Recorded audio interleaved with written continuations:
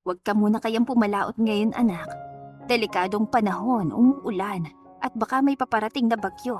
Paano kung abutan ka sa laot? Nag-aalalang sabi ni Tessa, ang ina ni Lira. Nay, wag po kayo mag-alala. Mahinahong tugon ni Lira habang inaayos sa lambat at maingat itong inilalagay sa bangka.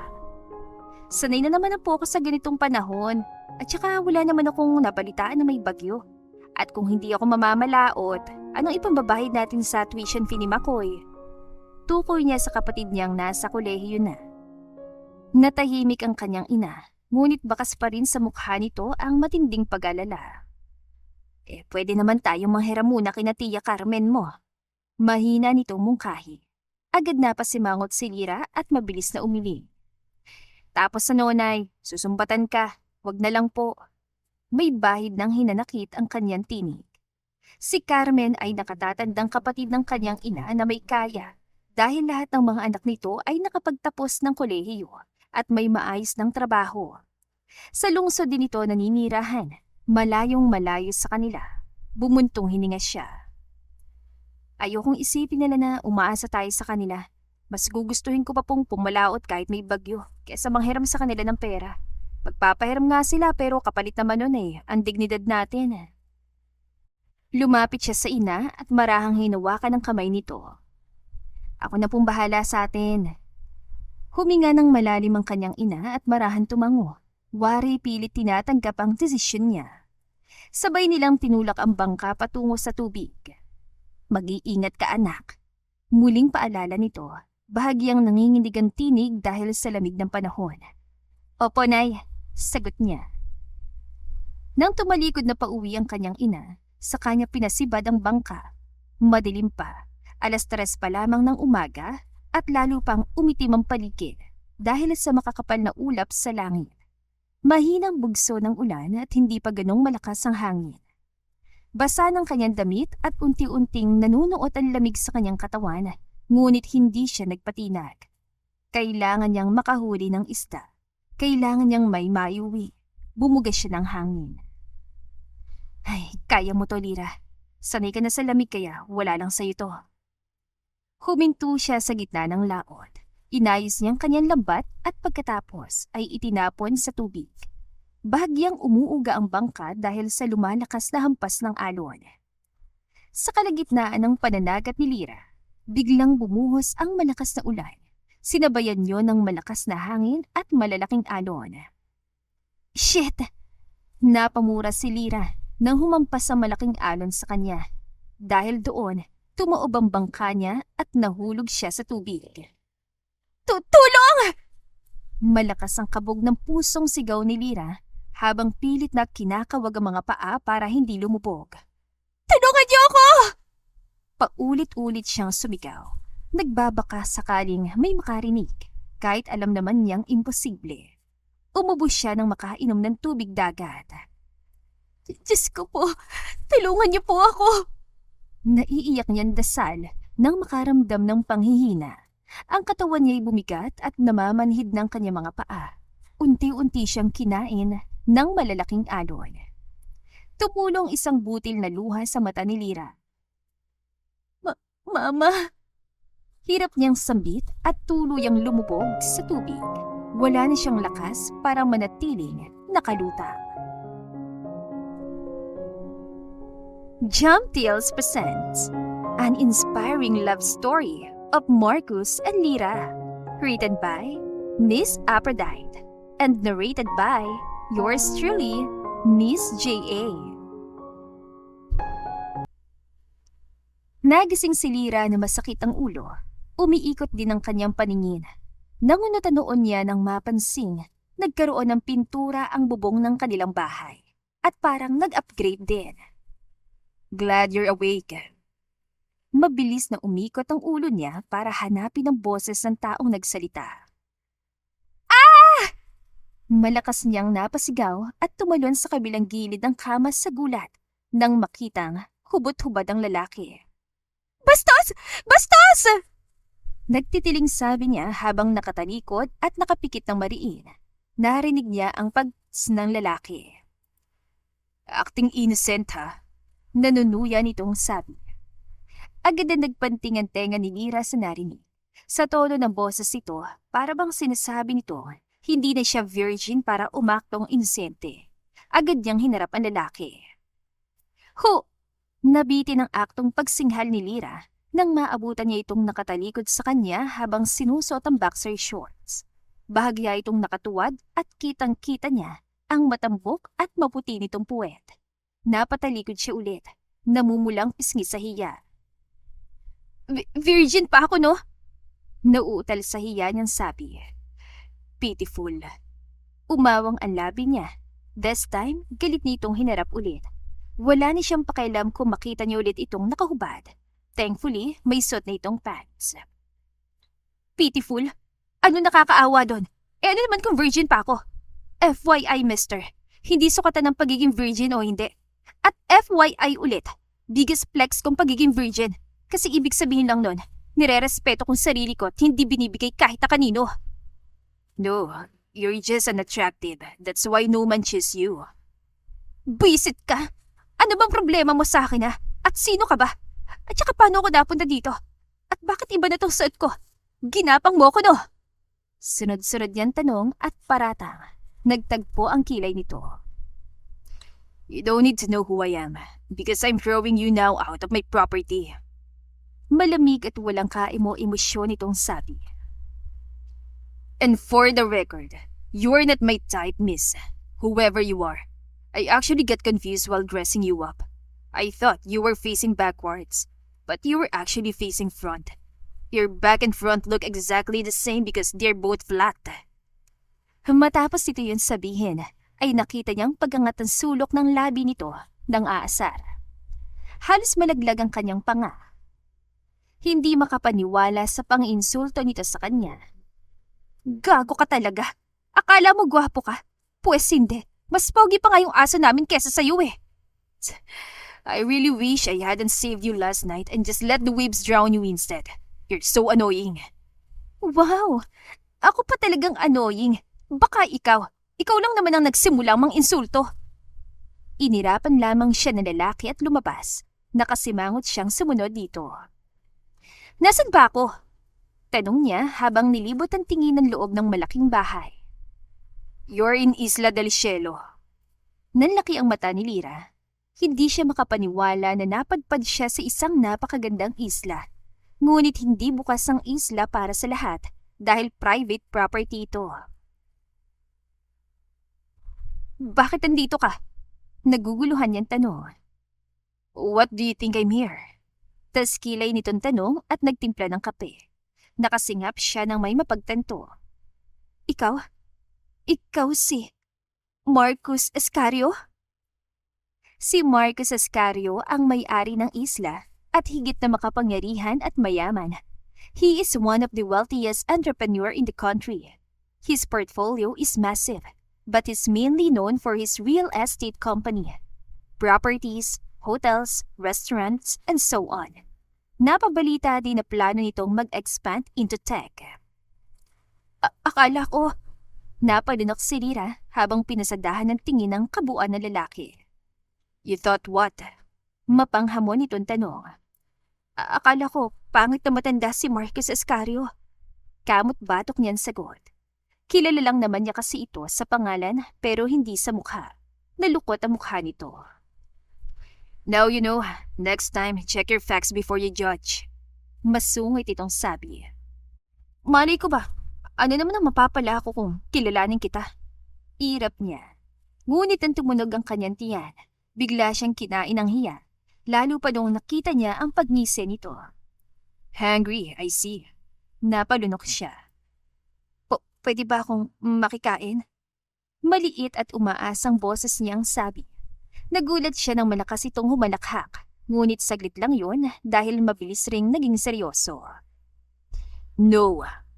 Mariin at puno ng punto nitong sabi. Bumagsak ang balikat niya. Pero paano ako kakain? Humanap ka ng paraan. Sinagip na kita at pinatuloy dito. Sapat na yon kaya ikaw nang bahala sa pagkain mo. Napapapikit siya na mariin at bumulong. Ang damot. Sinasabi ka? Taas kilay nitong tanong. Peke siyang umiti. Wala po, sabi ko, ang bait-bait mo. Tinalikuran siya ng lalaki kaya napairap siya ng todo. Bahala ka nga. Bulong niya, saka humakbang palabas sa gitna ng malakas na hangin at ulan. Sa kabila ng ginawa, nagganap siya ng matuli sa sanga at tumayo sa ibabaw ng isang malaking bato. Mariin niyang hinawakan ang sanga saka tinutok sa isdang nakita at sinubukan yung panain. Isa lang, kahit isa lang. Usal niya ngunit masyadong maliksi ang isda at bago niya pa yon matamaan, nakalungoy na paalis. Napahinga siya ng malalim ngunit hindi pa rin siya sumuko. Ilang minuto siya naghintay, nanginginig na sa lamig. Ngunit, ay wala talaga. Halos susuko na siya ng biglang, yes! Malakas niyang tili sa tuwa nang makataga ng isang malaking bangus, abot tenga ang ngiti niya. Ngunit agad napawi ang ngiti niya nang hampasin siya ng malakas na alon. Nadulas siya sa batong kinatatayuan at bumagsak. Ah! Malakas niyang daing. Napakagatlabi siya habang dinaramdam ang hapdi ng sugatang tuhod na sumagi sa bato. God damn it! Isang malutong na mura ang narinig niya. Napasingap siya nang maramdaman niyang umaangat ang katawan niya. Anong pumasok sa kokote mo't lumabas ka sa gitna ng bagyo? Galit itong tanong habang mabilis ang hakbang papasok sa villa, magkasalubong ang kilay. Teka, mahina niyang sabi, napatingin sa likod. Yung isda ko, what? Matalim nitong tanong, nakatiim ang bagang. You're unbelievable. Hindi makapaniwalang sabi nito. Nasugatan ka na nga, yung isda pa rin ang iniisip mo. Pinaghirapan ko yun! Anya, mas lalo pa itong napatiim bagang. Who fucking told you to fish in the middle of the fucking storm? Galit itong sigaw. Wala akong makain. Gutom na ako. Mahina niyang sagot. Napamura ito. Fuck that reason. Napasimangot siya. Bakit magalit na galit ka? Ganting tanong niya. Kasalanan mo rin naman. Nanghingi ako na makakain pero pinagdamutan mo ko. No, kasalanan ko pa kung pabayat padalos-dalos ka. Matalim nitong sagot. Kasi hindi naman ako mangingisda kung pinakain mo lang ako. Iritan niyang balik. Hard-headed. Sabi nito, saka siya marahang ibinaba sa couch. Sit. Mariin itong utos, magkasalubong ang kilay. Umiling siya. Basa ako. I said sit. Napabuntong hininga siya at napaupo na lang. Agad itong tumalikod paalis. Saan ka pupunta? Pahabol niyang tanong pero hindi siya nito sinagot. Ilang segundo lang, bumalik agad ito at may dala ng first aid kit. At damit? Here, change first bago natin kamutin ang sugat sa tuhod mo. Kinuha niyang damit na binigay nito at dahan-dahan tumayo. The comfort room is in the right wing. Pahabol nito. Nang makarating siya sa comfort room na sinasabi nito, agad siya nagbihis. Halos mapapikit siya nang maamoy ang bango ng binata sa damit. Matapos niya magbihis, bumalik agad siya. Napanunok siya ng lumuhod ang binata sa harap niya. Relax. Mababa nitong sabi, habang marahang inaangat ang binti niya at ipinatong sa hita nito. Ah, mahina siyang napasinghap, bahagyang nailang sa lapit ito. Next time, don't act carelessly. Seremon ito. Magkasalubong ang kilay habang nililinas ang sugat niya. Paano kung mas malalang nangyari sa'yo? Sino masisisi? Ako, dahil nandito ka sa property ko. Natahimik siya sa kanapayo ko. Sorry. Mahina niyang sabi. Napabuntong hininga siya. Tama naman ito. Alam naman niyang delikado ang lumapit sa dagat kapag may bagyo. Pero hindi siya nag-iisip. Next time, think wisely and use your brain before you act. Dagdag pa nito bago tuluyang tapusin ang paggagamot at iwan siya ulit. Makalipas ang ilang sandali, bumalik ito na may dalang pagkain. Agad na nanubig ang bagang niya at bumalik ang gutom. Kumain ka, sabi nito, iniabot ang plato. Ubusin mo yan Nandun lang ako sa veranda kapag may kailangan ka. Tumango siya. Salamat. Nang iwan siya ni Marcus, agad niyang nilantakan ang pagkain. Mabilis niyong naubos dahil sa gutom. Pagkatapos, tumayo siya at hinugasan ng pinagkainan. After niyang maghugas, Nagtungo siya sa veranda. Nakita niyang nakatanaw si Marcus sa malakas na ulan at ang paghampas ng galit at malalaking alon sa dalampasigan. Umupo siya sa tabi nito. Tahimik nilang pinanood ang bagyo. Sorry ulit sa nagawa ko kanina. Sinsero niyang sabi at sinulyapan nito ng tingin. Saglit siyang tinignan ni Marcus saka tumango. Tanging sagot nito. Tumikhim siya, medyo na ilang sa katahimikan. Ako nga pala si Lyra. Pakilala mo. Tinanguan siya ulit nito, hindi na nagsalita. Sa kabilang isla lang ako nakatira. Dagdag niya habang nakatingin sa malakas na ulan. Kung hindi mo mamasamain, saan mo nga pala ako nakita? Doon siya tuluyang hinarap ni Marcus. Nakita kita sa gilid ng dalampasigan. Diretso nitong sagot. Walang malay. Akala ko nga patay ka na. Ililibing na sana kita. Nanlaki ang mga mata niya. Seryoso? Ililibing mo talaga ako? Masamang loob niyang tanong. Kalmado nitong tugon. Bahagya siyang napabuntong hininga't napailing. Sama mo talaga magsalita. Natahimik siya saglit, saka muling tumingin sa malakas na alon. Pero salamat pa rin. Mahina niyang sabi halos pabulong. Kailan ba huhupa ang bagyo? Mahina niyang tanong habang nakatulala sa kawalan. Sabi sa balita, kaka-landfall pa raw kaninang umaga. Maybe hanggang 3 araw ang bagyo. Napabuntong hininga siya. Kumusta kaya si na ma'am? Bigla siyang natigilan. Nanlaki ang mga mata ng may maalala. Si Mama! Malakas niyang sigaw at mabilis na napatayo. What's wrong with you? Gulat na sambit ni Marcus. Ginulat mo ko. Inis itong reklamo, ngunit hindi niya to pinansin. Ang pinag-aalala niya ay kung napano na ngayon ang pamilya niya. Sobrang lakas ng hangin at ulan, saka hindi matibay ang bahay nila at malakas ang tulo ng bubungan. Saka baka nag-alala na rin ito sa kanya. Halos mag-alas 12 na ng tanghali at hindi pa rin siya nakakauwi. Nanubig ang mga mata niya. Marcus, uuwi ako. Mariin niyang sabi, nanginginig ang boses. Nagsalubong ang kilay nito. Magpapakamatay ka ba? Matalim nitong sabi.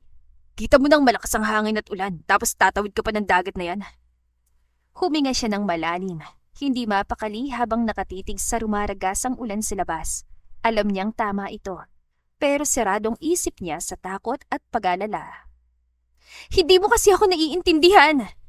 Bahagyang tumaas ang boses niya. May pamilya ako naiwan sa amin. Si Mama, nag-aalala na yun sa akin ngayon. Tapos yung bahay namin malapit lang sa dagat. Baka may nangyari na sa kanila. Mahina itong bumuntong hininga. Halatang pinipigilan ang sariling mainis.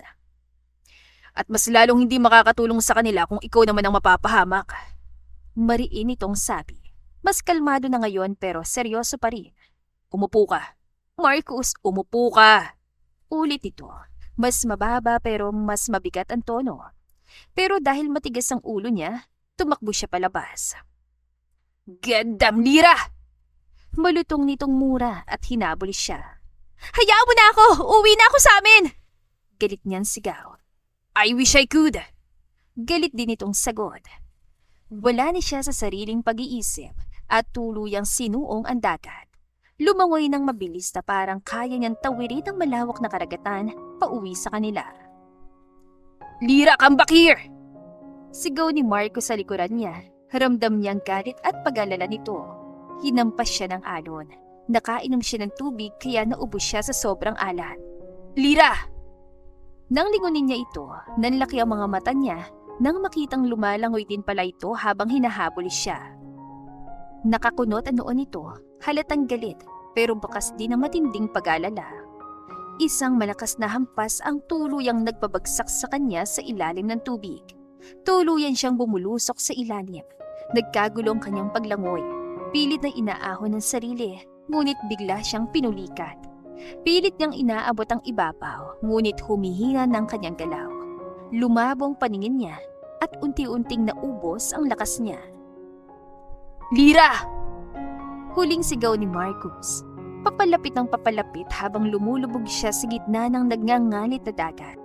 Pero bago siya tuluyang lamunin ng dilim, isang malakas na puwersa ang humila sa kanya paitaas. Marcus. Nanghihina niyang sambit sa pangalan nito bago siya tuluyang nawala ng malay. Samantala, mabilis na dinala ni Marcus si Lyra pabalik sa villa. Binihisan niya ito dahil sobra itong nilalamig. I don't know kung anong klaseng pag-iisip meron ka, pero pinapatay mo ko sa pag-alala. Mariin yan sabi sa walang malay na babae. You're really a reckless woman. Naiiling yan dagdag. Matapos nitong bihisan, kinumutan niya ito at hinayaang magpahinga. Pagkatapos, lumabas siya at may tinawagan. Pwede mo bang hanapin ang pamilya ng nagngangalang Lyra? Taga, kabilang isla siya. Kapag nahanap po sila, tell them that she's okay at babalik din siya ng ligtas pagkatapos ng bagyo. Also, lend them some help. Copy, sir. Pagkatapos ng tawag, nagtungo siya sa kanyang kwarto upang maligo. Mabilis lang siyang natapos at agad ding bumalik sa silid ni Lyra. Naabutan niya itong nanginginig sa lamig at kahit gaano karaming kumot ang ibinalot niya sa katawan nito, hindi pa rin humuhupa ang panginginig ng babae. Mama. Natigilan saglit si Marcus nang makita ang luhang kumawala mula sa mga mata ni Lyra kahit mahimbing ang tulog nito. Marahan niya yung pinunasan habang pinagmamasdan ng kabuuan ng mukha ni Lyra. To be honest, Lyra is beautiful. Pinay na pinay ang itsura. Morena, mahaba at maalo ng itim na buhok. Maliit ngunit matangos ang ilong. At bagamat hindi siya katangkaran, hindi rin naman siya pandak, sakto lang. Nagulat siya nang biglang mangisay ang katawan ni Lyra. Hey, what's wrong? Nag-aalala niyang tanong sa tulog na babae. I don't know what to do. Nagpapanik niyan sabi. Ngunit ang maalalang ginagawa sa kanya ni Manang Lorna kapag nilalagnat siya, agad siyang kumilos. Kumuha ng bimpo at binasayon sa kamarahang pinunas sa noon ni Lyra. Hey, stay with me, okay? Mahina niyang bulong.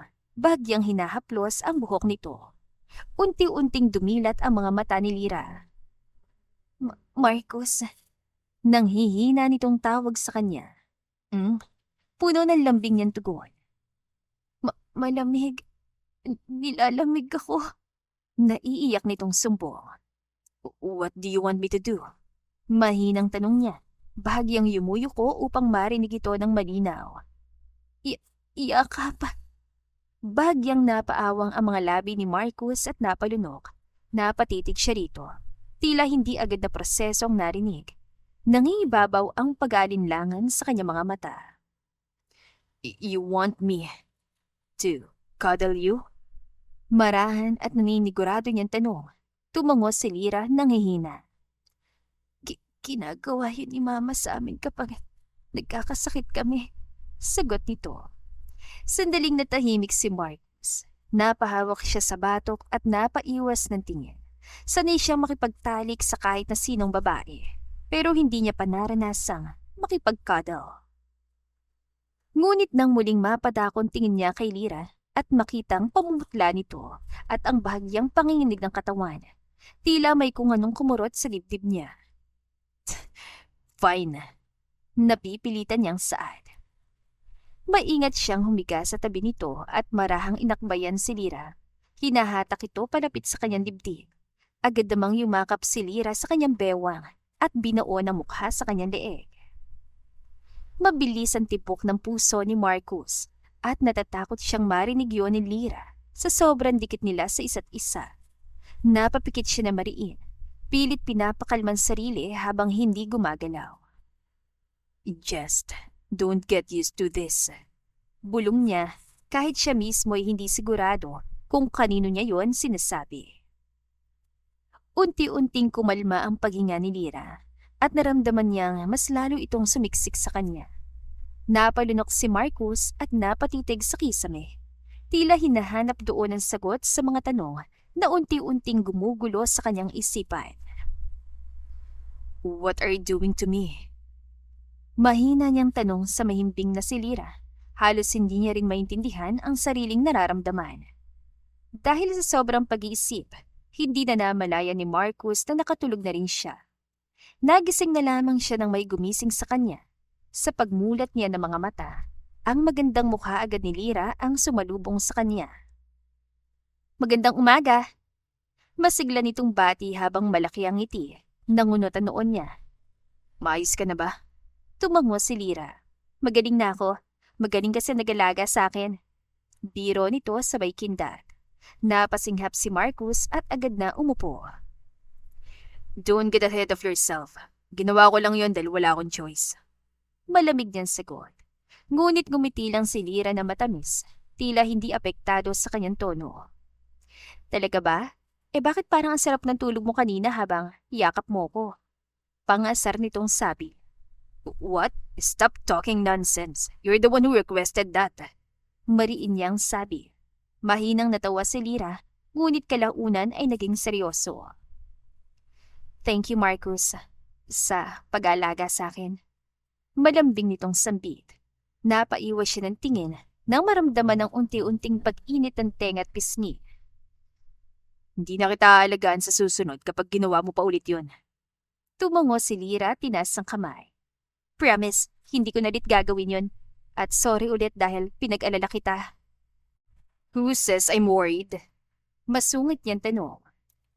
Kinagat ni Lira ang pang-ibabang labi, ngunit hindi may kakaila ang ngiting sumisilay. Okay, sabi mo eh. Just shut up and get some rest. Malamig niyan sabi, pero ang boses ay hindi na kasing tigas ng dati. Agad na umiling si Lira. Maayos na pakiramdam ko at nakapagluto na rin ako ng agahan natin. Pambawi ko sa pang-abala ko sa'yo. What? Lira, kagagaling mo pa ng sasakit tapos kumikilos ka agad. Paano kapag nabinat ka?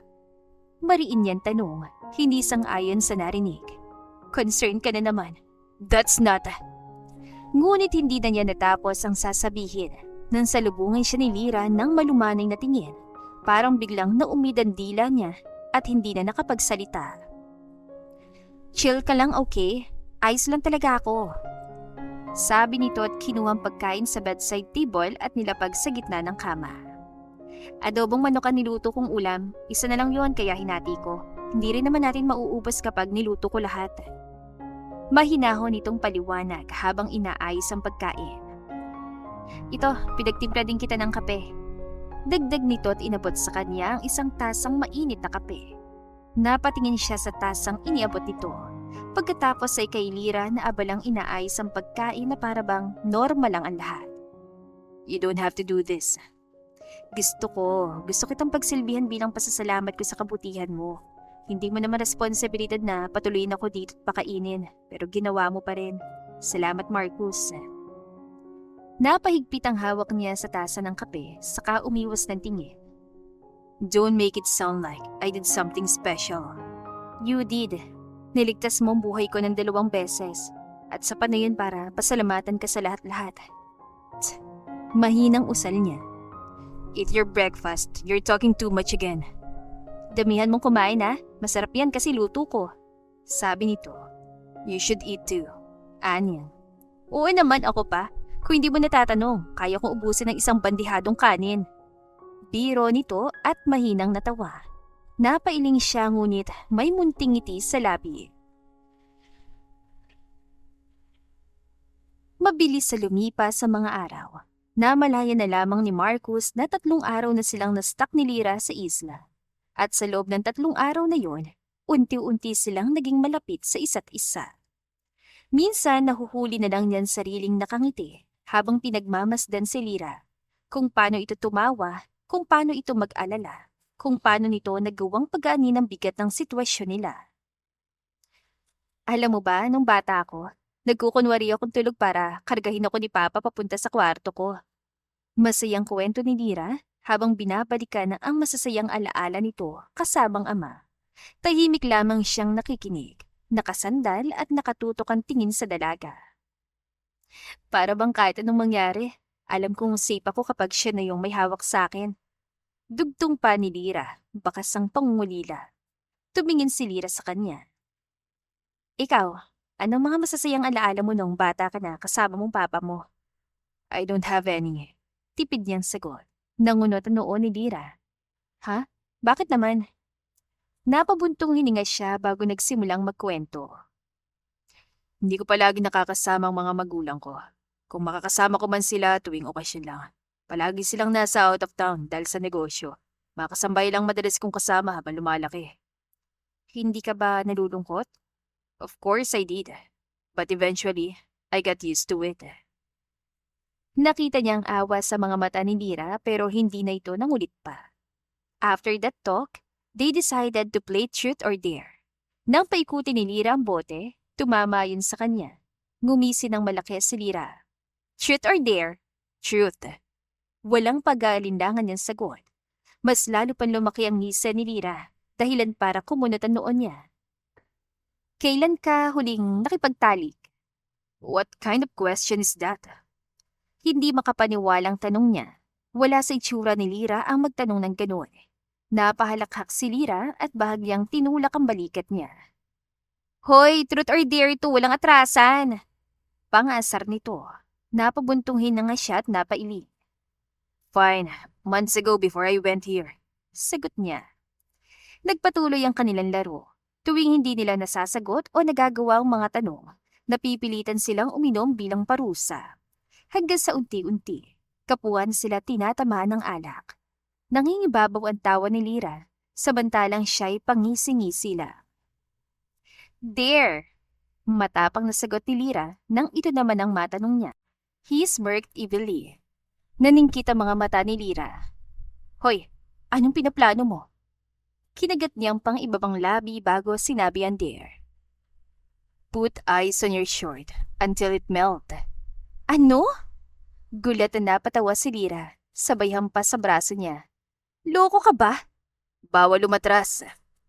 Paalala niya sa nangasar na tono. Napangiwi si Lira sa kanapilitang sumunod sa rules. Grabe ka ha, ang lamig niyan! Reklamo nito pero halatang game pa din. You answered dare. Pabiro siyang inirapan ni Lira. Ay, oo na. Dahan-dahan itong ipinasok ang yelo sa loob ng shorts at agad napasigaw. Ang lamig! Napahalakak siya habang pinapanood ang reaksyon nito. Sinaman siya ni Lira ng tingin. Buisit ka, Marcus. Huwag mo akong tatawanan, ha? Gigil na sagot ni Lira habang napapatalon sa kinaupuan, nanginginig sa lamig. Sorry babe, I can't help it. Biro niya sabay kindat dito. Agad siyang binato ni Lira ng unan sa pulyon sa mukha niya. Buisit ka! Natatawang sigaw ni Lira. Halatang napikon ngunit hindi mapigilang matawa. Kalmado lang niyang pinulot ang unan. Hindi pa rin nabura ang ngisi sa labi. Para kang matanda na umihi sa shorts mo.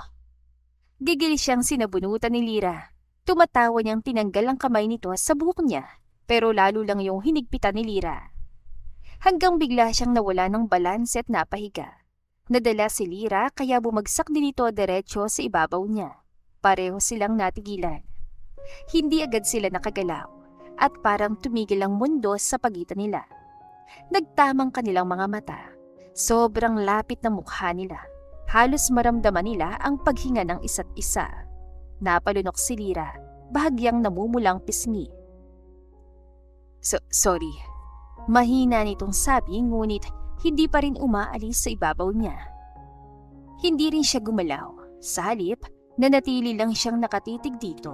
Para bang may kung anong humihilas sa kanya na huwag nitong lubayan ng tingin. It's okay. Paos ang boses niyang tugon, halos pabuno. Dahan-dahang bumaba ang tingin niya sa labi ni Lira bago muling umangat sa mga mata nito. Lira. Paos ang boses niyang sambit sa pangalan nito. He saw how Lira gulp a lot of times. Hanggang sa tuluyang naglapat ang kanilang mga labi. Nang makita niyang pagpikit ni Lira, doon niya na pinag-igihan ng paghalik. Sa tagpong yon, hindi lang halikan ang nangyari. Nauwi yon sa isang mainit na gabi na kanilang pinagsaluhan.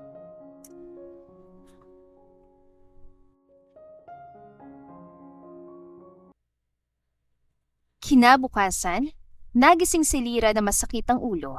Pikit batang bumangon siya ngunit agad siyang bubagsak nang biglang gumuhit ang sakit sa pagitan ng kanyang hita. Aray, bakit ang sakit? Nakangiwing tanong niya sa sarili at mahinang ginalaw ulit ang mga binti. Nang mapagtantong masakit nga, Doon na napakunot ang noon niya. Inalala niya ang nangyari kagabi. At nang unti-unting bumalik ang memorya niya, mabilis na nanlaki ang mata niya at napatakip ng bibig. Unti-unting bumaling ang tingin niya sa katabi nang may biglang gumalaw. "Morning." Namamaos ang boses sa sabi ni Marcus na magising. Hindi siya nakasagot at nanigas lamang. Hindi pa rin nag-sink in sa kanya ang lahat na nangyari.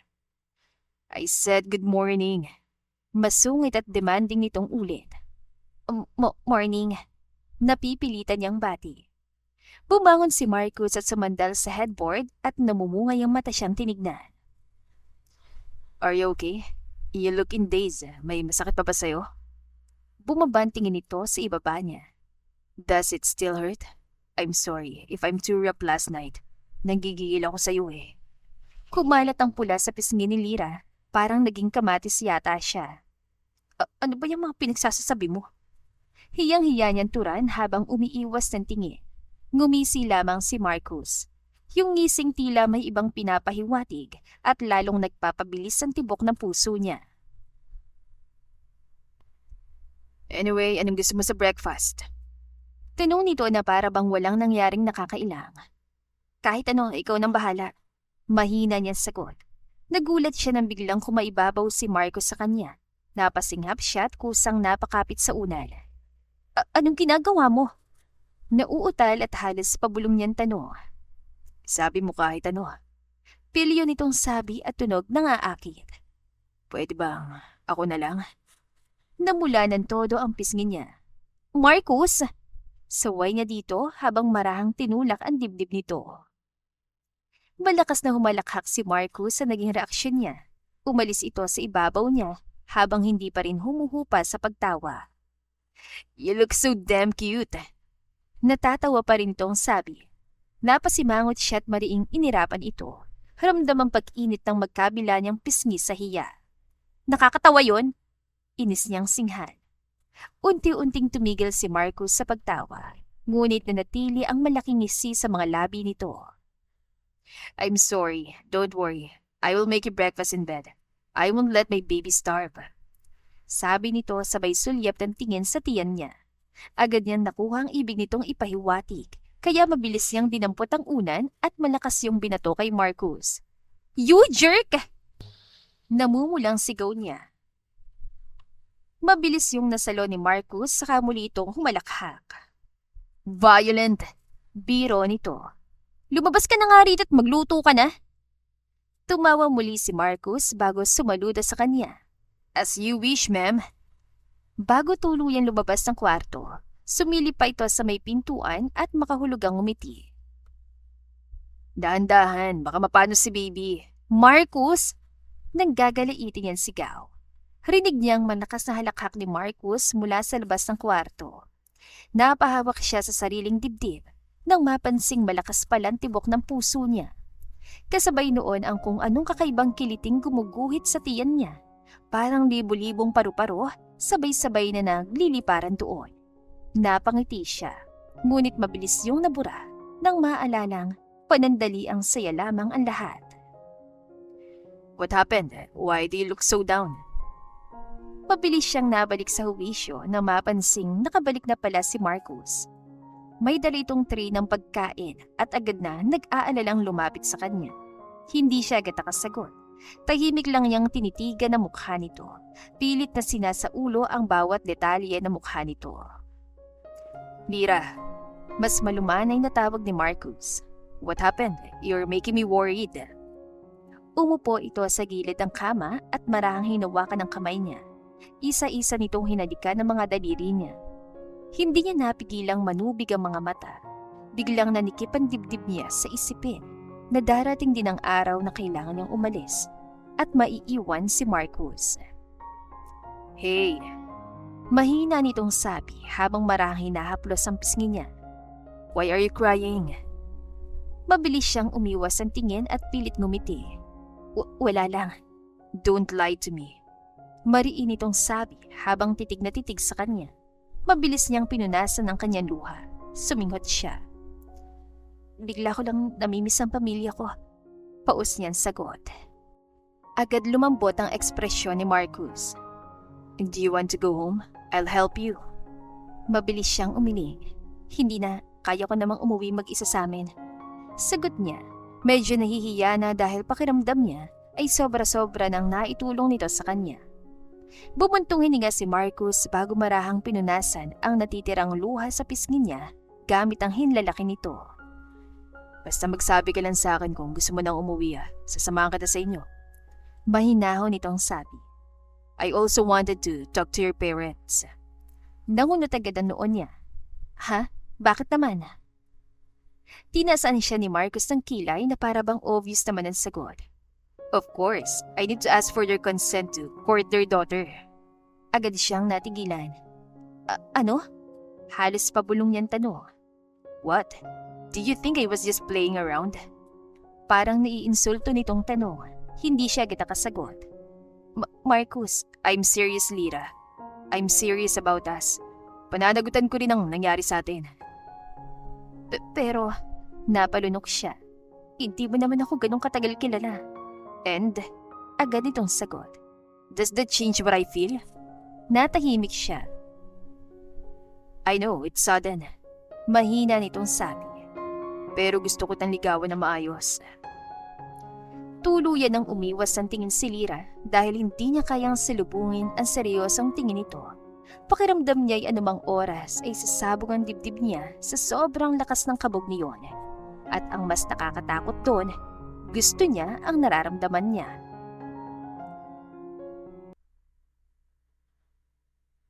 Sa sumunod na araw, tuluyan ang tumila ang ulan. Puno ng pananabik ang dibdib ni Lyra dahil sa wakas, makakauwi na rin siya. Excited siya makita muli ang kanyang ina't kapatid. At higit sa lahat, may papakilala na rin niya si Marcus dito. Hindi niya namalayang napapangiti na pala siya habang iniisip yon. Siguradong magugustuhan siya ni mama at ng kapatid ko. Mahina niyang turan at napakagatlabi. Agad siyang lumabas ng bahay para hanapin si Marcus. Nagpaalam kasi ito kanina na lalabas sandali dahil tatawag daw ito na magsusundo sa kanila sa isla. Nakarating siya sa bahaging dulo ng isla sa paghahanap. Nakita niyang isang paparating na yate. Hindi muna siya lumapit kay Marcus at hinintay na makadaong ang yate. Yan na siguro ang sundo namin. Bulong niya. Sa pagtigil ng yate, agad na lumitaw ang isang magandang babae. Makinis ang balat nito, maputi at sobrang sopistikadang tignan. Mabilis itong bumaba at inalalayan ng isang lalaking mukhang tauhan o bodyguard. Marcus! Sigaw nito, puno ng pag-alala ang boses. Halos patakbo itong lumapit kay Marcus bago mabilis na itinapon ang sarili sa mga bisig ng lalaki. Mahigpit itong yumakap sa huli. Nakita ni Lyra kung paano automatikong pumulupot ang mga braso ni Marcus sa likod ng babae bilang suporta para hindi ito matumba. I thought something bad happened to you. Nanginginig ang boses itong sabi. Marahang hinaplos ni Marcus ang likod ng babae. I'm fine, Sabel. Sagot ni Marcus sa normal na tono.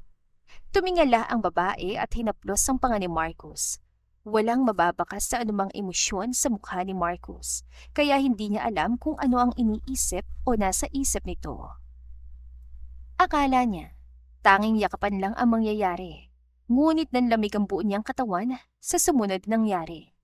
Hinalikan ng babae si Marcus. Shit! Malutong at puno ng sakit niyang mura. Nag-init ang magkabilang sulok ng kanyang mga mata. Bago pa man ito tumulo, tumalikod na siya at tumakbo palayo. Habol hininga siyang huminto sa kabilang dulo ng isla. Pagak siyang natawa, hanggang malakas siyang tumawa, puno ng pait. Sinong niloloko mo, Lyra? Sa tingin mo talaga seryoso siya sa'yo? Magkaibang buhay yung dalawa. Puno ng galit at disappointment niyang turan sa sarili. Kailanman, hindi maghahalik ang langit at lupa.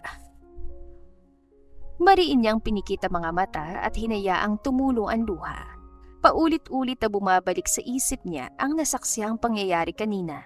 Kaya paulit-ulit din siyang sinasaksak ng sakit. Nagtiwala kasi siya. At yon ang pinakamasakit. Bobo kasi ang tanga. Mabilis siyang pinunasan ng mga luha pero mas lalo lang yun dumami. Wala yatang katapusan ng luha niya. Napangiti siya na mapakla. Siguro, kailangan ko nang gumising sa ilusyong to. Mahina ngunit basag niyang bulong. Kailangan ko nang bumalik sa amin at putulin kung anumang ugnayan naming dalawa. Mukhang nakikiayo naman sa kanyang tadhana dahil maya-maya ay may namataan siyang bangka sa hindi kalayuan. Agad na yung kinawayan ng paulit-ulit, dahilan para mapansin siya na matandang lalaking sakay nito. Mabilis itong pinaandar ang bangka palapit sa kanya. Magandang araw po. Nag-aalangan niyang bati ng tuluyan itong makalapit. Pwede po ba ako makisakay? Pinagmasdan muna siya ng matanda mula ulo hanggang paa. Halatang nagtaka ito sa itsura niya, lalo na sa nagmumugto niya mga mata. Taga saan ka ba inaing at napadpad ka rito? Tanong nito. Taga kabilang isla po. Mahina niyang sagot. Dito po kasi ako inanod ng bagyo. Bagyang nanlaki ang mga mata ng matanda, mukhang may napagtanto. Ikaw siguro yung babaeng napabalitang nawawala sa kabilang isla habang namamalaot. Hinuha nito. Narinig ko yan sa mga kasama ko mangingisda. Bagya siyang napayuko at pilit na ngumiti. Siguro po. Halika, sige. Sumama ka sa akin. Mabilis siyang kumilos at agad na sumakay sa bangka na matanda. Maraming salamat po. Taos puso niyang sabi. Walang anuman. Nakangiti nitong tugon saka pinandar muli ang bangka. Mabuti na lang at nakita kita dito.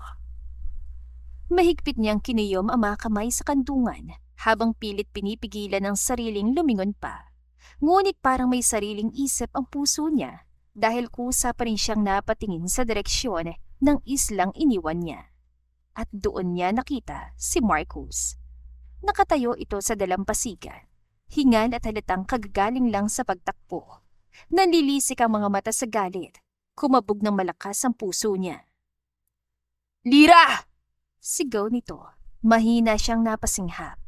Kahit mahina na dahil sa layo, malinaw pa rin niyang narinig ang boses ito. Lira, wait for me! Nanginginig agad ang mga labi niya. Mabilis siyang umiwas sa tingin at mariing pinunasan ng mga luhang muling tumulo. I swear to God! Sigaw ni Marcus mula sa dalampasigan. Garalgal ang boses, puno ng galit at desperasyon. I'm gonna find you wherever you are. Mariin niyang ipinikita mga mata habang mas lalong humigpit ang pagkakahawak niya sa gilid ng bangka. You cannot run away from me. Dagdag pa nito. So, hide well, because I'm going to punish you for being a bad girl. Napasinghap siya sa narinig. May parte sa puso niyang nananabik na hahabulin at hahanapin siya nito. Mariin siya napailing. Hindi pwede. Kailangan na niyang putulin ang kung anumang meron sila bago pa siya tuluyang masira. Samantala, hindi pa rin umaalis si Marcus sa gilid ng dalampasigan. Nakatayo lang ito doon habang mariing nakatitig sa papalayong bangka. Halatang pigil na pigil ang galit at frustration sa mukha nito.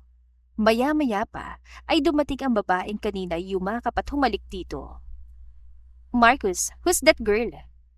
Puno ng iritasyong tanong ni Isabel habang mabilis na humahakbang palapit kay Marcus. May tinitira ka bang ibang babae dito? Shut up! Malamig na sagot ni Marcus habang hindi man lamang inaalis ang tingin sa dagat. Nanlaki ang mga mata ni Isabel. Excuse me? Go home, Isabel. The hell? I'm your fiancé! Galit itong sigaw. Mabagal na napalingon si Marcus dito. Madilim ang ekspresyon ng mukha nito. Was. Mariin itong pagdidiin. You was my fiancé before you cheated on me. Natigilan si Isabel. And I already called off our engagement. But I did not agree to that. Agad itong sagot. Hindi mo pwedeng basta-basta gawin sa akin yun, Marcus. Natawa si Marcus ng malamig. I don't need your permission. Marcus! Halatang napipiko na si Isabel. It's just a one mistake. One mistake? Ulit ito habang unti-unting nagdidilim ang tingin. You slept with another man, Isabel. Hindi nakasagot ang babae. And not just once. Dagdag pa ni Marcos. So don't stand there acting like the victim. Because you were always busy. Depensa ni Isabel. Muling nahanap ang boses. You barely had time for me. Oh, so that gave you the right to cheat? Sarkastikong tanong ni Marcos. Napakuyom ng kamao si Isabel. I said I was sorry. And I said we're done. Mariing napapikit si Isabel bago napailing. So ano, papalitan mo ko ng babae ngon? As in, Islander girl? Puno ng pangmamalit itong sabi at pagakna na tawa. Biglang tumalim ang tingin ni Marcos. Watch your mouth! Malamig at madilim nitong banta. Hindi makapaniwalang umiling-iling si Isabel. You barely even know her. Mas mahinang sabi nito. You're throwing everything away because of some random girl you met on this island? Tahimik na natawa si Marcos, saka muling tumingin sa dagat kung saan tuluyan ang nawawala sa paningin ang bangkang sinasakyan ni Lira. She's not just a random girl. Mahina ngunit mariin itong sagot. Nanikip agad ang dibdib ni Isabel. You like her? Hindi agad sumagot si Marcos. Ngunit sapat ng katahimikan nito para mabasa ni Isabel ang sagot. Unti-unting nanlaki ang mga mata ng babae. No way. Halos pabulong nitong sabi. You're in love with her? Mariing napahawak si Marcos sa buhok niya habang pinipigilan ng frustration na nararamdaman. Then he smirked bitterly. That stubborn woman stole my peace in just a few days. Mahina nitong bulong. And now, she thinks she can run away from me? Muli nitong tinuon ang tingin sa malawak na dagat. Madilim ngunit puno ng determinasyon ang mga mata nito. Not happening. Sa kabilang dako, ligtas na nakauwi si Lira sa kanilang isla. Ngunit hindi niya naabutan ng kanyang pamilya. Ayon sa mga kapitbahay, pansamantala daw na nakikituloy ang mga ito sa syudad, sa bahay ng tiyahin niyang si Carmen, matapos ang pananalasa ng bagyo. Dahil doon, agad niyang tinungo ang bahay ng tiyahin. Nanlaki ang mga mata ng ina niya nang mapagbuksan siya ng pinto. Lira! Nanginginig ditong sambit. Ma! Garalgal ang boses niyang sambit sa ina. Mabilis siyang hinikit ng ina at niyakap na mahigpit. Sa muling pagdampi ng yakap nito sa kanya, sunod-sunod na bumuhos sa mga luha niya. Para bang doon lang tuluyang lumabas ang lahat ng takot, pagod at sakit na pilit niyang kinikimkim. Anak, kumusta ka? Nanginginig ang boses na tanong nito at pilit siyang hinahanapan ng sugat. Ayos lang ako, ma. Ligtas ako. Sa naging sagot niya, nakahinga ng maluwag ang kanyang ina.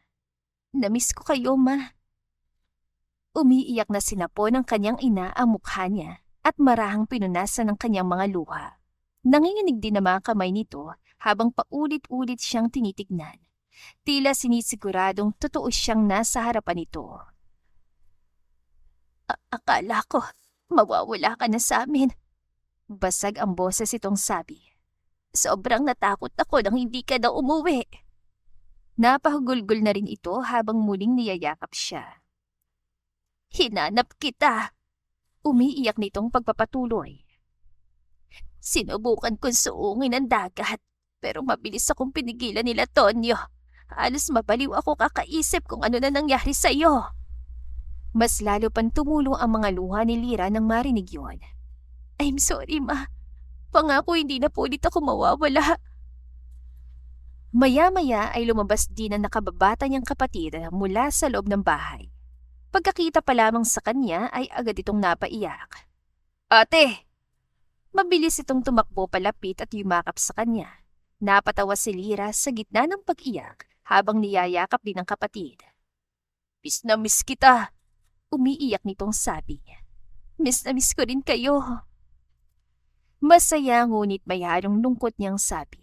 Masaya dahil nakapiling niya muli ang pamilya at malungkot dahil sa lalaking naiwan niya sa isla. Mabilis na lumipas sa mga araw hanggang sa naging buwan. Hindi na sila muling bumalik sa dati nilang tinitirhan sa isla dahil halos wala nang natira doon matapos ang sunod-sunod na bagyo. Humanap na lamang sila ng murang apartment sa syudad at doon tumira. Hindi na rin siya muling pumalaot. Mahigpit na siyang pinagbawalan ng kanyang ina matapos ang nangyari sa kanya noon. Sa tuwing mababanggit niya ang dagat, bakas sagad ang takot sa mga mata nito, kaya hindi na rin siya nagtangkang sumuway pa.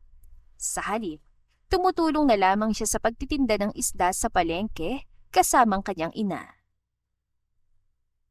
$250.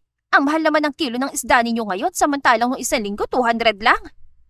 Reklamo ng isa nilang suking ali habang nakasimangot na nakatingin sa timbang. Kinagat ni Lirang ibabang labi at pilit ng ngumiti kahit pagod na siya sa pakikipagtawaran buong umaga. Pasensya na po, Aling Mercy. Mahinahon niyang paliwanag. Nagtaas po kasi ang presyo ng langis tapos medyo mahal din po magbenta ang mga mangingisda sa amin ang huli nila. Abay, parang kasalanan ko pa. Agad itong sagot. Lahat na lang nagtataas ngayon. Mahina siyang napatawa kahit naiilang. Kaya nga po nahirapan din po kami. Napabuntong hininga ang ali bago muling tumingin sa mga isda. Ay, sige na nga, bigyan mo na lang ako ng 2 kilo. Agad namang lumiwanag ang mukha ni Lira. Talaga po? Sige po, pipili po ako ng sariwa. Sa ganoong senaryo, umiikot ang buhay ni Lira sa mga nakaraang linggo. Akala niya'y hanggang sa pagtitinda na lamang ng isda sa palengke, iikot ang kanyang mundo. Hanggang sa isang hapon, pag-uwi niya mula sa palengke, agad siyang natigilan sa kanyang nakita. May bisita sila. Hindi lang basta-bastang bisita. Marcus. Mahinang bigkas niya sa pangalan ng lalaki. Sapat na para marinig dito. Parang huminto ang mundo niya. Nang magtagpong kanilang tingin, halos malagutan siya ng hininga. Agad na napalingon ang kanyang ina't ngumiti. Lira, nandito ka na pala. Halika, may bisita tayo. Kanina ka pa nitong hinihintay. Masayang tura ng kanyang ina. Hindi siya gumalaw. Nanatili lamang siya sa kinatatayuan habang nakipagtitigan kay Marcus. Lira. Mahina ngunit puno ng emosyon ang boses ito. Bakit ka? Nauutal niyang simula pero hindi niya naituloy. Ngumiti ang kanyang ina. Hindi alam ang bigat ng tensyon sa pagitan nilang dalawa. Nako anak, mabait pala tong nobyo mo. Tinulungan pa ako kanina magbuhat ng mga pinamili ko sa palengke. Lalong nanikip ang dibdib ni Lira. Boyfriend? Boyfriend ang pakilala ni Marcus sa ina niya. Hinahanap kita. Mahinang sabi ni Marcus habang nakatingin lang sa kanya. Hindi ka nagpakita kaya ako nang pumunta. Napakagatlabi si Lira at agad na umiwas ng tingin. Bakit ka nandito? Malamig niyang tanong, pilit pinipigilan ang panginginig ng boses. Because you can just disappear from me, Lira. Mariin itong sabi. May problema ba kayong dalawa? Maingat at singit ng kanyang ina nang maramdaman nito ang tensyon sa pagitan nila ni Marcus. Maingat na nilingon ni Marcus ang kanyang ina't ngumiti. No ma, she's just mad at me for something. Don't worry po, maayos din namin to agad. Napakurap-kurap siya dahil sa tinawag ni Marcus sa kanyang ina. Mabuti naman, ayoko nag-aaway kayo. Hindi maganda sa isang relasyon yan. Mag-usap kayong dalawa at ayusin ang problema. Sabi ng kanyang ina at tinignan siya. Isama mo siya sa kwarto mo anak at doon kayo mag-usap. Mabilis siyang umiling. Hindi naman, sa labas na lang kami mag-uusap. Pinaningkitan siya nito ng mata. Lira, huwag matigas ang ulo. Napalunok siya at nag-iwas ng tingin. Sa huli, wala siyang nagawa kundi dalhin si Marcus sa kanyang kwarto. Sobrang tahimik nilang dalawa hanggang sa basagin ito ang katahimikan. Why did you leave? We planned to live together but you left me in that island alone. Puno ng hinanakit itong sumbat. Dahil yun ang makakabuti. Mahinang sagot niya. Is leaving me really the best thing to do? What kind of thinking is that, Lira? Sinamaan niya ng tingin si Marcus. Maayos sa pag-iisip yun. Kung para sa'yo, kabaliwan ang ginawa kong pag-iwan sa'yo. Pero para sa akin, leaving you is the best thing to save myself from falling deeply to committed person. Mahigpit na nagsalubong ang kilay ni Marcus. What are you talking about? Umingo siya't mapaklang natawa. Pwede ba? Huwag ka nang magmang-maangan pa. Nakita kita. May kalakihan kang ibang babae. Is that the reason why you left? Tumango siya. Ayoko maging kabit mo. What? For goodness sake, Lyra. Mariing sabi ni Marcus, halatang pinipigil ang galit at frustration. You're not my mistress and you'll never be dahil wala kang kahati sa akin. You're the only woman I love, Natigilan si Lyra, pero agad ding kumunot ang noon niya sa sakit at galit na hindi pa rin nawawala. Then, sino siya sa buhay mo kung ganon? Sigaw niya, hindi na napigilan ang panginginig ng boses. Bakit mo hinayaan na halikan kanya kung hindi siya mahalaga sa'yo? Can you lower down your voice please and listen to me? Pakiusap nito, gamit ang mababa at nanlalambing na tono. First of all, Isabel is my ex-fiancé. She cheated on me, that's why I broke up with her and called off the wedding. 1 buwan na kaming hiwalay bago ka pa pumasok sa buhay ko. So baby, don't lever yourself as my mistress, okay? Because you're the only one. Panunuyo nito. And about the kiss and hug, I didn't expect her to do that. And I also didn't expect for her to show up after what happened between us. Namungay ang mga mata ni Marcus. Dahan-dahan itong inabot ang kamay niya at mahinang pinisil. I'm sorry if I unintentionally hurt you. But I swear, hindi ko nagustuhan ang ginawa niyang panghalik sa akin. I pushed her away after she kissed me. Patuloy nitong paliwanag. Tuluyan na siyang hindi nakainig. Unti-unti na ring humupa ang galit niya. Are we okay now? Maingat itong tanong. Ngumuso si Lyra at umirap. Biglang tinubuan ng hiya sa sarili niyang inasta kanina. Lyra. Napatingin siya dito saka bumuntong hininga. Oo na. Napatawad na kita. Sorry din. Agad na nakahinga ng maluwag si Marcus.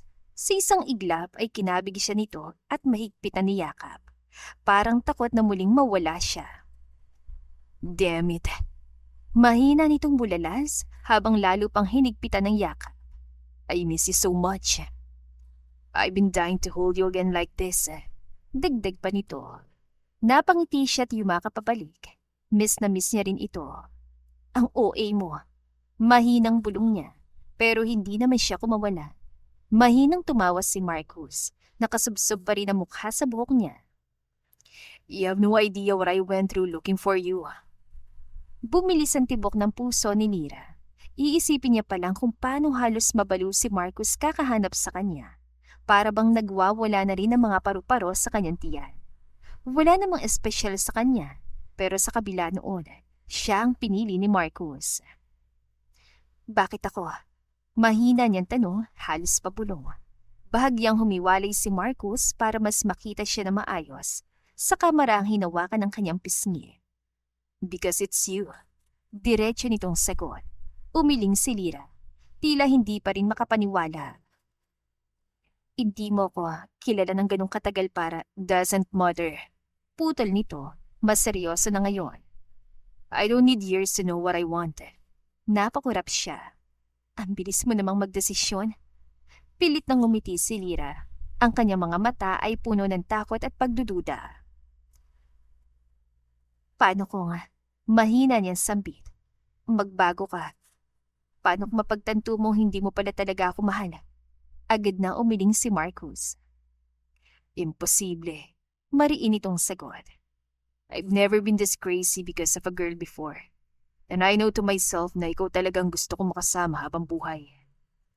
Uminit ang pisngi niya sa kilig. Her heart swelled with so much happiness and pride. Pinagdikit ni Marcus ang kanilang mga noo. How about you? Bulong nito habang nakatitig diretso sa mga mata niya. Do you love me too, Lyra? Napatulala siya. Biglang bumilis ang tibok ng puso niya na para bang gusto yung kumawala sa dibdib niya.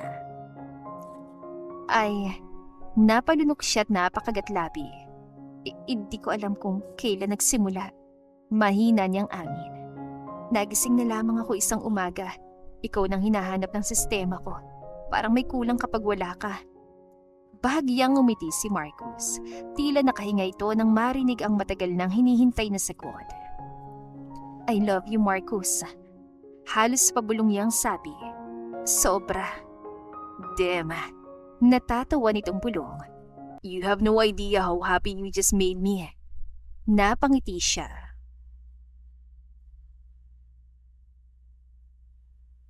Dahil sa nangyaring komprontasyon at aminan, nagkaroon ng linaw sa pagitan nilang dalawa ni Marcus. At sa mga sumunod na araw, halos hindi na ito umuuwi sa sarili nitong bahay. Mas madalas na itong nasa kanila, tumutulong sa pagtitinda ng isda sa palengke. Tuwing madaling araw, kasabay nilang gumigising si Marcus para sumama sa pantalan. Kahit halatang hindi sanay sa amoy ng dagat at isda nung una, hindi ito nagreklamo. Natuto rin itong magbuhat ng mga banyera at maglinis ng isda. Kahit madalas ay napapangiwi ito sa lansa. Pawis na pawis ka. Akala niya sabi at pinunasan ito. Ngumiti lang na matamis si Marcus at nagnakaw ng halik sa pisngi niya. It's okay, you're here naman to wipe my sweat. Pilyo nitong sagot. Napailing na lang si Lyra pero hindi niya maitago ang ngiti sa labi. Natapos ang araw nila sa pagtitinda. Mabilis na ubos ang kanilang mga isda dahil sa dami ng mga bumibili. Kadalasan ay mga babae.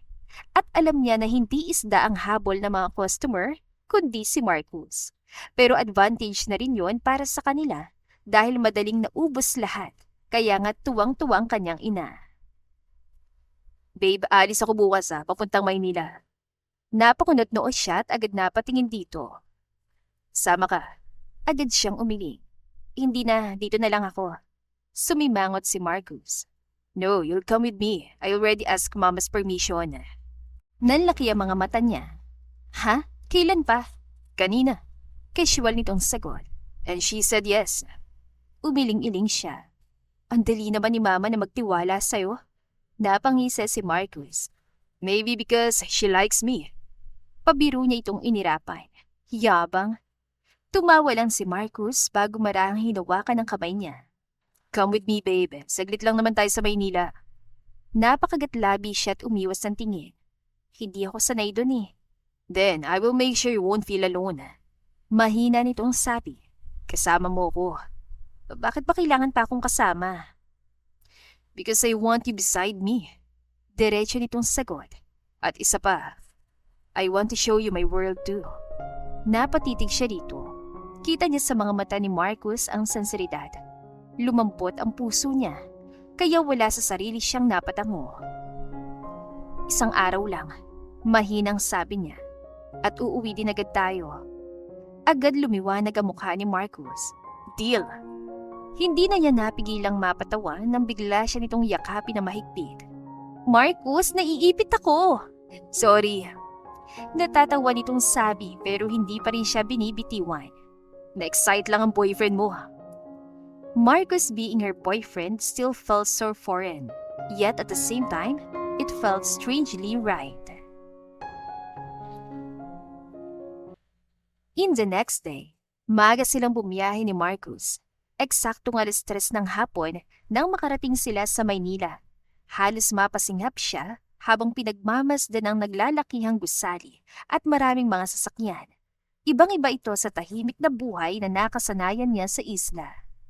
Dumiretso sila sa bahay ni Marcus at lalo siyang natigilan nang bumungad sa kanya ang napakalaking mansyon nito.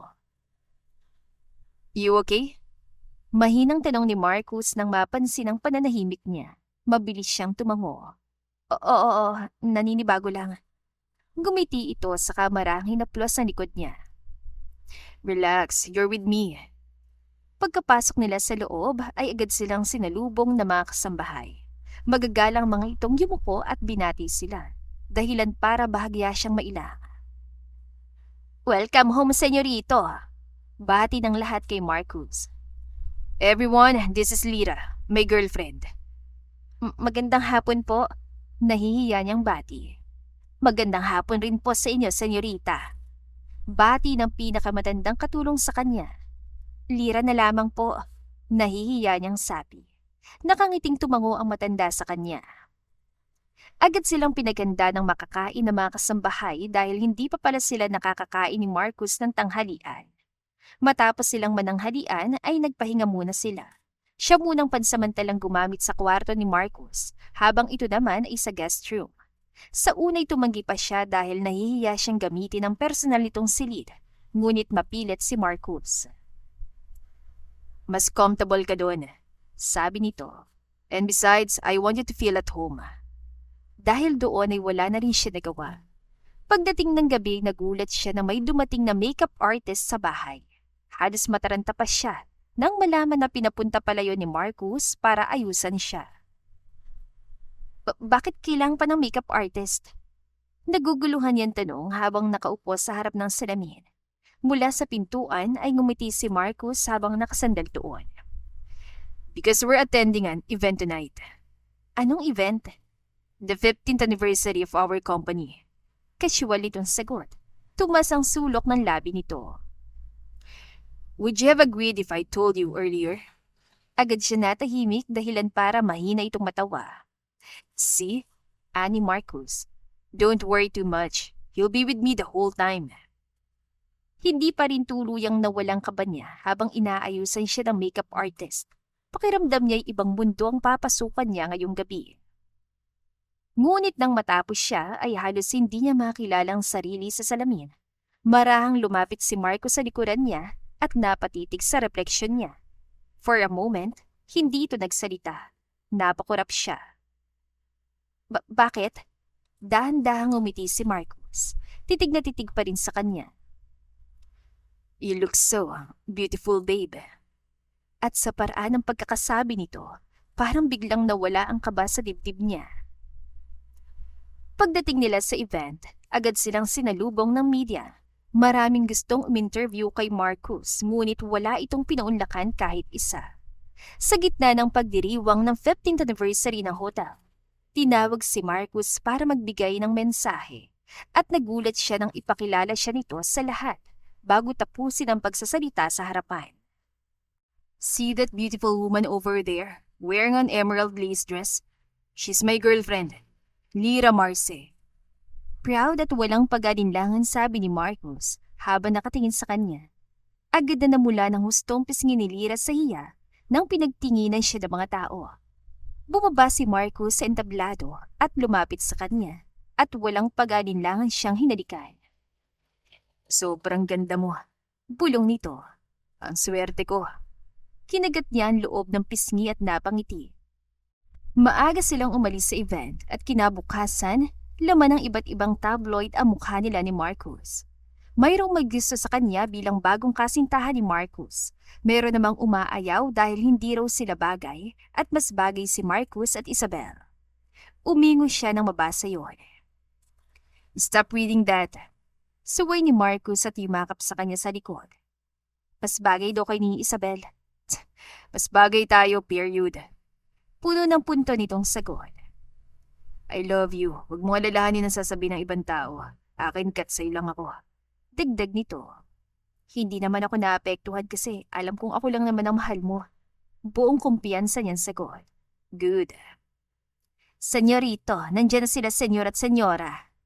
Sabay silang napalingon nang marinig ang boses ni Manang. Biglang kinabahan si Lyra, kaya automatiko siyang napahigpit sa hawak sa braso ni Marcus. Napansin yun ng binata, kaya agad siya nitong nilingon. Hey, mahinahon itong sabi sa kamarahang pinisil ang kamay niya. I'm here. Don't be nervous. Kinagat niyang pang ibabang labi. Paano kung hindi nila ako magustuhan? Nag-aalala niyang tanong. Whether they like you or not, wala na silang magagawa pa. And I'm sure, Mom will going to adore you. True to his words dahil sinalubong siya ng malaking ngiti ng ina ni Marcus at niyakap na mahigpit. Wow! You're really a goddess, Iha? Namulang pisngi niya sa papuri ng ina ni Marcus. Salamat po. Kayo rin po. Sobrang ganda niyo. Malawak na napangiti ang ina ni Marcus. I'm so glad to meet you. If you still didn't know my name, I'm Catalina and this is my husband, Mateo. Dumakong tingin niya sa ama ni Marcus. Magandang araw po, sir. Tipid lamang itong tumango sa kanya. Practice calling us Mama and Papa now kasi nakikita kong magiging manugang kita. Sabat ang ina ni Marcus, naiilang siyang tumango. Buong araw, kasama niyang ina ni Marcus. Marami itong kwento sa buhay ni Marcus. And she found out na kahit wala sila minsan sa espesyal na buhay ni Marcus, they knew everything dahil palaging nag-update sa kanila si Manang. And Marcus didn't knew it. Mabait at madaldal ang ina ni Marcus. Halos hindi nauubusan ng kwento habang magkasama sila. Dahilan para unti-unting mawala ang kaba niya. When I heard that they broke up, sobrang saya ko kasi finally, nakalaya na rin ang anak ko sa isang toxic na relationship. Sabi nito. Naikwento nito kung paano nito hindi nagustuhan si Isabel noon. Masyado raw itong maldita at spoiled. Pero dahil mahal yun ni Marcus, wala silang nagawa kundi hayaan ang anak at suportahan na lang. That's why I'm so happy nang maikwento niya sa amin na may bago na siyang kasintahan. Mahinahon at nakangiti nitong sabi. I'm sorry to say this, Iha, but I had you investigated. Don't get me wrong, okay? Ayoko lang na mapunta ulit ang anak ko sa isang magulong relasyon. Nagulat man, tumango pa rin siya. Sa totoo lang, akala ni Lyra ay kokontra rin ang pamilya ni Marcus sa relasyon nila, lalo na't sobrang layo ng estado nila sa buhay. Kaya hindi niya maiwasang mabigla sa paraan ng pagtanggap sa kanya ng ina ng binata. I don't care about your status in life, as long as you make my son happy and love him truthfully. Who am I to oppose? Naalala niyang sabi nito, ngumiti siya. Ayos lang po, wala pong problema. Sagot niya. Nagtuloy-tuloy ang kanilang kwentuhan hanggang sa inabutan sila ng gabi. Pagdating ng kinabukasan, bumalik na sila ni Marcos sa isla. Pero kasamang magulang nito. Gusto raw nilang makausap ang ina niya. In short, mamamanhikan sila. Nagulat nga siya dahil sobrang bilis. Pero buo ng desisyon ni Senyora Catalina, kaya wala silang magawa ni Marcos. Pagdating nila, nagulat ang kanyang ina. Pero pinatuloy at kinausap din naman ito ang kanilang bisita. Ay nako, pasensya na't medyo magulo ang bahay. Balisang sabi ng kanyang ina habang nagmamadaling ayusin ang ilang gamit. Ngunit agad namang ngumiti ang Senyora Catalina. Please don't worry about it. Maganda't maaliwalas ang bahay niyo. Maupo kayo, sir, ma'am. Ani ng kanyang ina, halatang naiilang pa sa bigatin nilang bisita. Please call us by our names. No need to be formal. We're going to be a family soon. Casual na sabi ni Senyor Mateo. So, we are here because we would like to ask for your daughter's hand in marriage. My son loves your daughter very much, and all of us know that. Sabi ni Senyora Catalina. Halos tumigil ang paghinga niya habang hinihintay ang magiging sagot ng kanyang ina. Malalim itong bumuntong hininga at tumingin sa kanya. Sa akin lang, wala namang kaso kung mag-aasawa na siya. Nasa saktong edad na rin naman si Lyra. Mahinahong sabi ng kanyang ina. Sandaling natahimik ang buong sala. Pero, hinarap nito si Marcus seryosong tingin. Kaya mo bang panindigan ng anak ko at ipangako mong hindi mo siya sasaktan? Agad na tumungo si Marcus walang pag-alinlangan. I promise that I will never lay a hand on her. I will take good care of her and love her just as much as you do. Satisfied na ngumiti at tumango ang kanyang ina. Kung ganon, pwede mo na siyang pakasalan. Nasa sayo ng permiso ko. Napangiti na malaki si Marcus at marahang pinisilang kamay niya. Thank you so much, ma.